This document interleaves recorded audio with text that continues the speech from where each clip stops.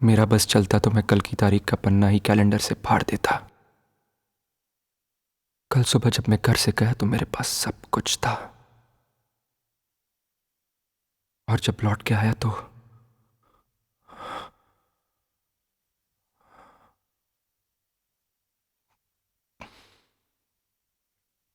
मुझे अभी भी यकीन नहीं हो रहा कि ये सब सच है।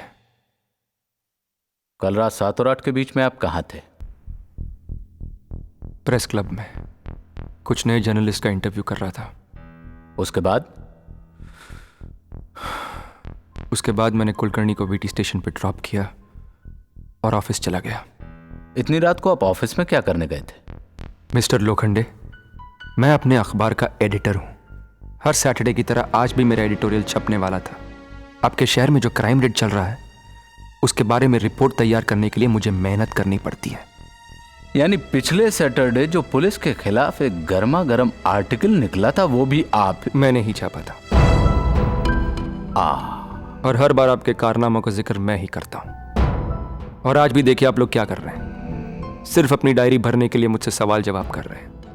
आपको इतनी भी फिक्र नहीं कि इस बीच कातिल आपकी पहुंच से कितनी दूर चला जाएगा।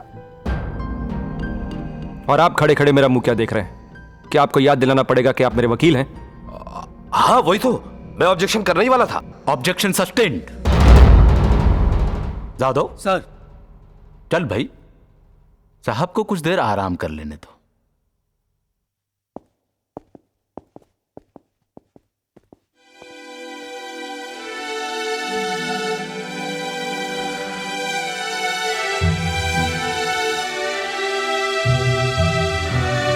जो आप मंजर देख रहे हैं एक मासूम औरत की जलती हुई चिता है, मिसेस प्रीति सक्सेना की चिता।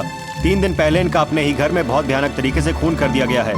ये बेदर्द हादसा हम सब के लिए बड़ा सवाल बन के What is the motivation behind the murder? Police finds no clues, no murderer. What's going to happen to the city? People are asking for justice. Political pressure असूनही आतापर्यंत पोलिसांच्या हाती कोणताही पुरावा लागलेला नाही, तरी पोलीस अपराधांची शोध পুলিশ এখনো খুনিকে ধরতে পারেনি। প্রীতি সাক্সেনার চিতা চিৎকার করে ন্যায় চাইছে। ইশারার আন্তর্জাতিক বার্তা।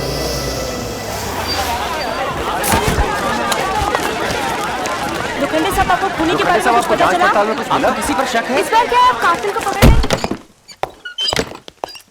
एक चीज तो तय है सर कि ये केस बलात्कार का नहीं।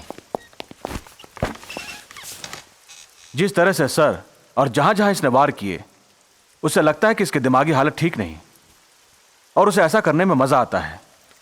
एक बात और सर, खून छेंच के किसी नुकीले वेपन से हुआ है।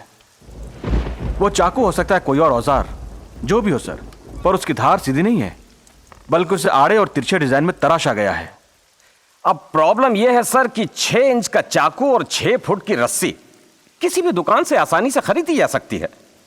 और ये फिंगरप्रिंट्स की रिपोर्ट ये बताती हैं कि उस घर में शेखर सक्सेना, उसकी बीवी और उस घर में काम करने वाली उस बाई के अलावा किसी और की उंगलियों के निशान नहीं है सर। तो फिर कातिल का पता कैसे लगेगा? और सर की चोट का क्या? जख्म गहरा नहीं है सर, थोड़ा सा खून बहाया, पर खतरे की कोई बात नहीं है।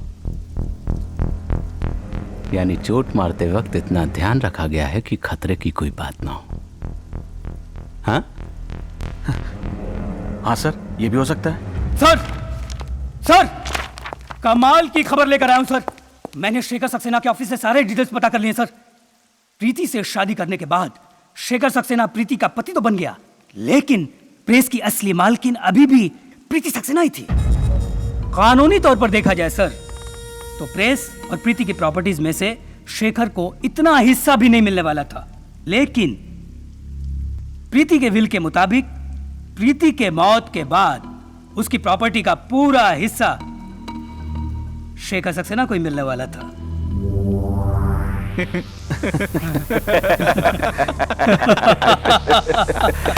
गॉट इट सर, पर वो आदमी देखने में बहुत डिसेंट लगता है सर। उसे अगर अपनी पत्नी को मारना होता तो इतनी बेदर्दी से तो न मारता।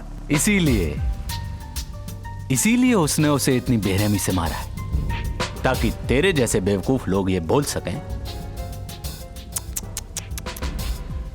कोई मर्द अपनी औरत को इतनी बेरहमी से कैसे मार सकता है। भाई सीधी सी बात है, अगर मैं भी अपनी जोरू की गुलामी से तंग आकर उसे मारने की सोचता तो यही रास्ता अख्तियार करता ना।